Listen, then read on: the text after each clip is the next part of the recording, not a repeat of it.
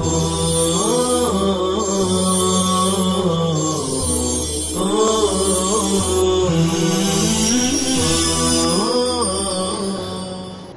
اللہ الرحمن الرحیم۔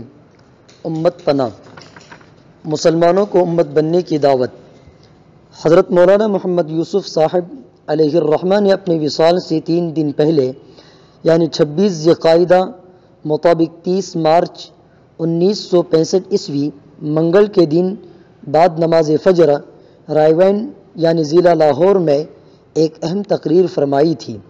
یہ آپ کی زندگی کی اہم آخری تقریر تھی۔ دیکھو میری طبیعت ٹھیک نہیں ہے، ساری رات مجھے نیند نہیں آئی، اس کے باوجود ضروری سمجھ کے بول رہا ہوں۔ جو سمجھ کے عمل کرے گا اللہ تعالیٰ اسے چمکائے گا، ورنہ اپنے پاؤں پر کلہاڑی مارے گا۔ یہ امت بڑی مشقت سے بنی ہے۔ اس کو امت بنانے میں حضور صلی اللہ علیہ وسلم اور صحابہ کرام رضوان اللہ تعالی علیہم اجمعین نے بڑی مشقتیں اٹھائی ہیں، اور ان کے دشمن یہود و نصارہ نے ہمیشہ اس کی کوششیں کی ہے کہ مسلمان ایک امت نہ رہے بلکہ ٹکڑے ٹکڑے ہوں۔ اب مسلمان اپنا امت پناہ یعنی امت ہونے کی صفت کھو چکے ہیں۔ جب تک یہ امت بنے ہوئے تھے چند لاکھ ساری دنیا پر بھاری تھے۔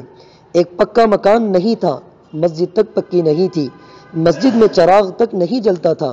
مسجد نبوی میں ہجرت کے 9ویں سال چراغ جلا گئے۔ سب سے پہلا چراغ جلانے والے تمیم داری ہے۔ وہ 9ویں ہجری میں اسلام لائے اور 9ویں ہجری تک قریب سارا عرب اسلام میں داخل ہو چکا تھا۔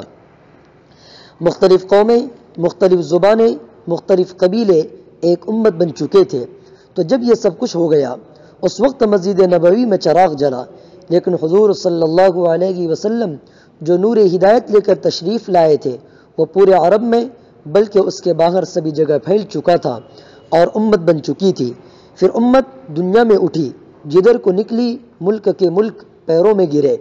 یہ امت اس طرح بنی تھی کہ ان کا کوئی آدمی اپنے خاندان، اپنی برادری، اپنی پارٹی، اپنی قوم، اپنے وطن، اپنی زبان کا حامی نہ تھا۔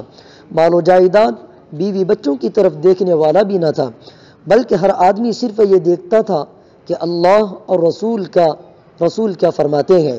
امت جب ہی بنتی ہے جب اللہ اور رسول کے حکم کے مقابلے میں سارے رشتے اور تعلقات کٹ جائیں۔ جب مسلمان ایک امت تھے تو ایک مسلمان کے کہیں قتل ہو جانے سے ساری امت ہل جاتی تھی۔ اب ہزاروں لاکھوں گلے کٹتے ہیں اور کانوں پر جوں نہیں رینگتی۔ امت کسی ایک قوم اور ایک علاقے کے رہنے والوں کا نام نہیں ہے، بلکہ سینکڑوں، ہزاروں قوموں اور علاقوں سے جڑ کر امت بنتی ہے۔ جو کسی ایک قوم اور ایک علاقے کو اپنا سمجھتا ہے اور دوسروں کو غیر سمجھتا ہے وہ امت کو ذبح کرتا ہے اور اس کے ٹکڑے کرتا ہے، اور حضور صلی اللہ علیہ وسلم اور صحابہ کی محنتوں پر پانی پھیرتا ہے۔ امت کو ٹکڑے ٹکڑے کر کے پہلے خود ہم نے ذبح کیا ہے، یہود و نصارہ نے، تو اس کے بعد کٹی کٹائی امت کو کاٹا ہے۔ اگر مسلمان اب پھر امت بن جائے تو دنیا کی ساری طاقتیں بھی مل کر ان کا بال بیکا نہیں کر سکیں گی، ایٹم بم اور راکٹ ان کو ختم نہیں کر سکیں گی۔ لیکن اگر وہ قومی اور علاقائی عصبیتوں کی وجہ سے باہم امت کے ٹکڑے ٹکڑے کرتے رہیں تو خدا کی قسم تمہارے ہتھیار اور تمہاری فوجیں تم کو نہیں بچا سکیں گی۔ مسلمان ساری دنیا میں اس لیے پٹ رہا ہے اور مر رہا ہے کہ اس نے امت پنے کو ختم کر کے حضور صلی اللہ علیہ وسلم کی قربانی پر پانی پھیر دیا ہے۔ میں یہ دل کے غم کی باتیں کہہ رہا ہوں۔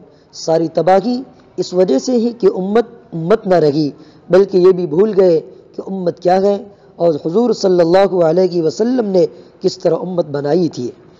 امت ہونے کے لیے اور مسلمانوں کے ساتھ خدائی مدد کے لیے صرف یہ کافی نہیں ہے کہ مسلمانوں میں نماز ہو، ذکر ہو، مدرسہ ہو، مدرسے کی تعلیم ہو۔ حضرت علی رضی اللہ تعالی عنہ کا قاتل ابن ملجم ایسا نمازی اور ایسا ذاکر تھا کہ جب اس کو قتل کرتے وقت غصے میں بھرے لوگوں نے اس کی زبان کاٹنی چاہی تو اس نے کہا سب کچھ کر لو لیکن میری زبان مت کاٹو تاکہ زندگی کے آخری سانس تک میں اس سے اللہ کا ذکر کرتا رہوں۔ اس کے باوجود حضور صلی اللہ علیہ وسلم نے فرمایا کہ علی کا قاتل میری امت کا سب سے زیادہ شقی اور بدبخت ترین آدمی ہوگا۔ اور مدرسے کی تعلیم تو ابو الفضل اور فیضی نے بھی حاصل کی تھی، اور ایسی حاصل کی تھی کہ قرآن پاک کی تفسیر بے نقط لکھ دی، حالانکہ انہوں نے ہی اکبر کو گمراہ کر کے دین کو برباد کیا تھا۔ تو جو باتیں ابن ملجم اور ابو الفضل اور فیضی میں تھی وہ امت بننے کے لیے اور خدا کی غیبی نصرت کے لیے کیسے کافی ہو سکتی ہے؟ باقی آئندہ انشاءاللہ تعالی۔